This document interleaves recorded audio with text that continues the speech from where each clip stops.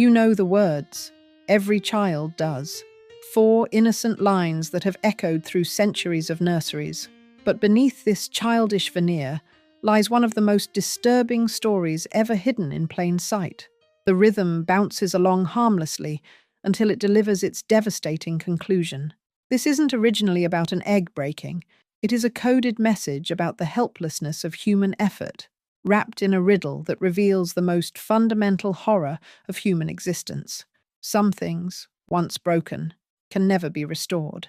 Those theories about civil war cannons or fallen kings are elaborate fabrications, constructed down the line to bury an even more disturbing reality. The darkest truth about Humpty Dumpty begins not with eggs or cannons, but with a bottle. In the late 1600s, Humpty Dumpty wasn't a character at all. It was a drink. Picture the grimy taverns of Restoration London, where the air hung thick with pipe smoke and the stench of unwashed bodies.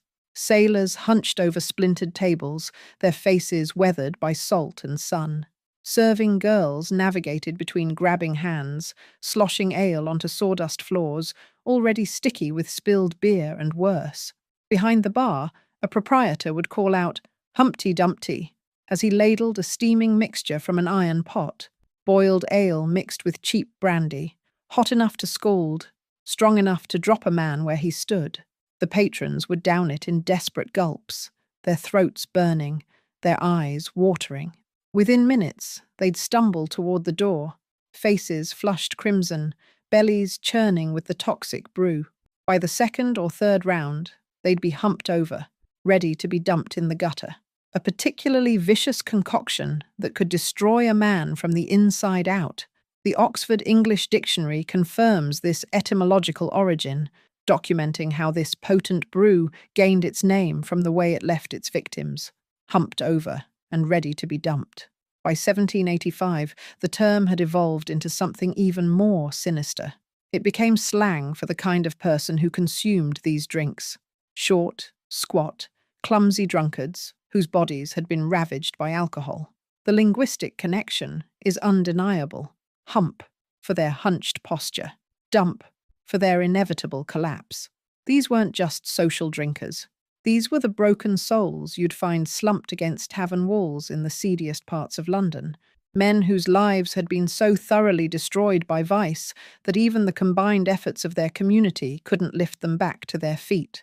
When the earliest version appeared in print in 1797, it didn't mention kings or horses at all.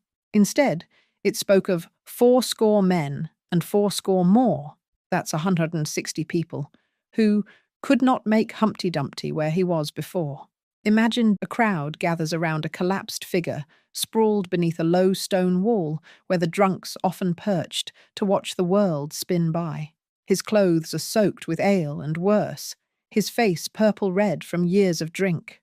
One man grabs his shoulders, another his feet. More join in. 10, 20, 50. Soon the entire neighborhood has assembled, 160 strong, all pulling and lifting and straining, but his body remains limp as wet cloth, his breathing shallow and rattling, his eyes rolled back to show only whites.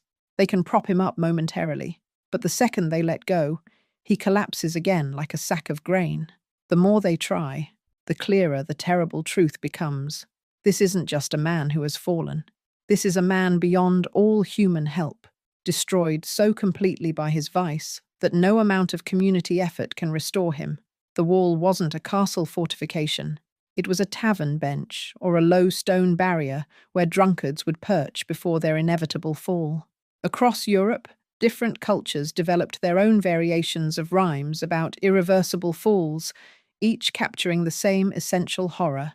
In Denmark, children sing of Lille Trill, little roll, a chubby boy who tumbles down a hillside.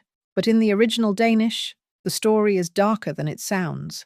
Lille Trill doesn't just fall, he revner, splits open like overripe fruit. The Danish children watching don't just fail to help him. They stand in a circle, singing, as if his destruction were entertainment. The rhyme ends with Lille Trill's insides spilling out som dej, like dough, while the other children count the pieces. travel to Germany, and you'll hear of Humpelken, whose very name mimics the sound of something round and heavy bouncing downstairs. In the Rhineland version, Humpelken sits not on a wall, but on a church steeple during a wedding. When the church bells ring, the vibration shakes him loose. He plummets through the wedding party below, splattering across the white dress of the bride.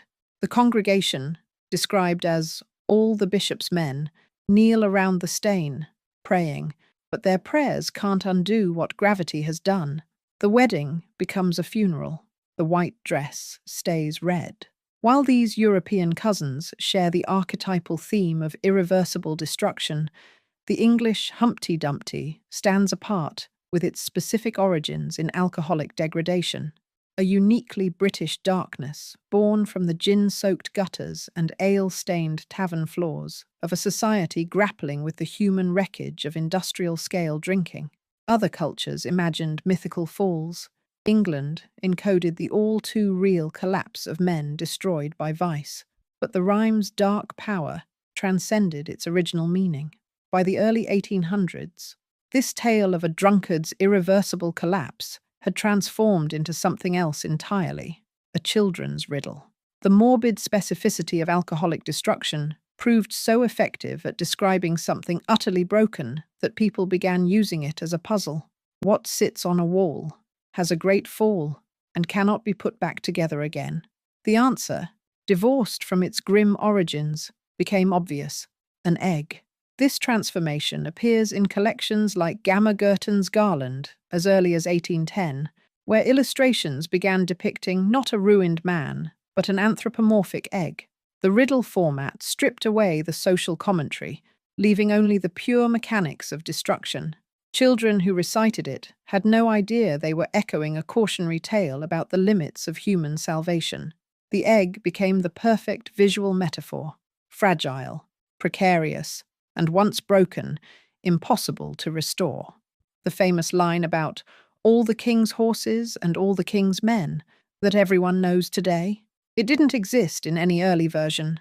This political element was artificially grafted onto the rhyme around 1813, over 15 years after the first documented printing. The proof comes from an unexpected source: British parliamentary records. Picture Westminster Hall on a grey March afternoon in 1813. The oak-panelled chamber echoes with heated debate about the catastrophic state of British colonial policy in India. The East India Company's mismanagement has created famine and revolt. Military expenses are hemorrhaging the Crown's treasury. Then, a member of Parliament rises, perhaps someone like Henry Brougham, known for his cutting wit, and his voice booms across the hushed assembly. Gentlemen, our situation in the subcontinent reminds me of a children's riddle. All the king's horses and all the king's men cannot put our Indian policy together again. A ripple of nervous laughter spreads through the chamber. Some members shift uncomfortably in their seats.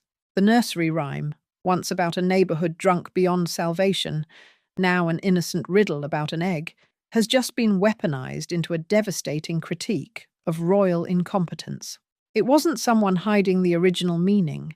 By replacing fourscore men with the king's men, the rhyme morphed from a tale about community helplessness into a subversive commentary on state failure. The message became radical. If the king's own resources, his military might, his loyal servants, couldn't fix this simple problem, what did that say about royal competence? The evidence becomes even more damning when you trace what happened next. In 1835, yet another version appeared, this time declaring not all the king's money nor all the king's men could solve the problem. The critique had expanded from military failure to economic impotence. Each revision didn't hide the past. It layered new meaning on top, creating a palimpsest where each generation's anxieties obscured those that came before. Once you understand this process of cultural layering, the popular historical theories about Humpty Dumpty's origin reveal themselves not as ancient truths, but as modern fabrications. These false narratives have been repeated so often that most people accept them as fact. Take the most famous claim: that Humpty Dumpty was a massive cannon used during the 1648 siege of Colchester in the English Civil War. According to the legend, this monstrous piece of artillery sat atop the walls of St. Mary's by the Wall Church, its bronze barrel gleaming in the summer sun. The royalist defenders had christened it Humpty Dumpty, perhaps for its short, squat shape, or the way it seemed to teeter precariously on its mount. For weeks, it thundered death upon the parliamentary forces below, its iron balls smashing through ranks of Roundhead soldiers. Then came the fateful day. A parliamentary cannoneer, perhaps trained in the new Model Army's artillery corps, aimed his own gun with deadly precision. The shot struck not the cannon itself, but the ancient wall beneath it. Stone exploded outward in a cloud of dust and debris. The great cannon tilted, teetered, then toppled with an earth-shaking crash into the rubble below. The bronze barrel cracked upon impact, the iron mounting twisted beyond recognition. Royalist soldiers scrambled down into the destruction, ropes and levers in hand, desperate to salvage their most powerful weapon. But the cannon lay shattered among tons of collapsed masonry, all the king's horses pulling, all the king's men lifting, couldn't raise Humpty Dumpty to his perch again. It's a compelling narrative that transforms a nursery rhyme into coded military history. There's just one problem. It's completely fabricated. Its defenders ignore the fatal, unresolvable flaw. The canon legend, like the Richard III myth, depends entirely on the all the king's horses and all the king's men line for its entire narrative. Yet the 1648 siege predates the very existence of that line by 165 years. The story collapses on a simple matter of dates, a chronological impossibility. Even if one ignores this, the Victoria County history of Essex, after exhaustive research through contemporary accounts, military records, and local archives, formally concluded there is no evidence to support the suggestion of any connection between the siege and the nursery rhyme. This canon story wasn't even invented until around 1980. For over 300 years, nobody connected this rhyme to Colchester. Then suddenly, in the late 20th century, someone created this elaborate historical backstory and managed to convince millions it was true. The pattern repeats with every supposed historical origin. The theory about Richard III, the hunchbacked king who died at Bosworth Field in 1485. It requires the king's men line that wouldn't be added to the rhyme for another 328 years. The Gloucester siege engine hypothesis, proposed by an Oxford professor in 1956. Pure academic speculation with zero contemporary evidence. Each new theory doesn't hide the original meaning. It buries it deeper under layers of more exciting interpretations. Each new layer obscured the last, not by conspiracy, but by cultural evolution. The egg imagery, though a later addition from the riddle tradition, is paradoxically honest. It reconnected the rhyme to an ancient truth. An egg's purpose is to break. It doesn't get reassembled. It either transforms or it rots. Its destruction is its meaning. You see this truth everywhere. A reputation shattered by scandal, a mind broken by trauma, a moment of trust lost to betrayal. No amount of power or resources can unmake that fracture. The rhyme endures because it speaks to this primal fear. We are all Humpty Dumpty, perched on a wall, and some falls are forever. This is the secret layered within the nursery. Authority is an illusion. Restoration is a lie. And the king's horses and men aren't coming to save us. They never could.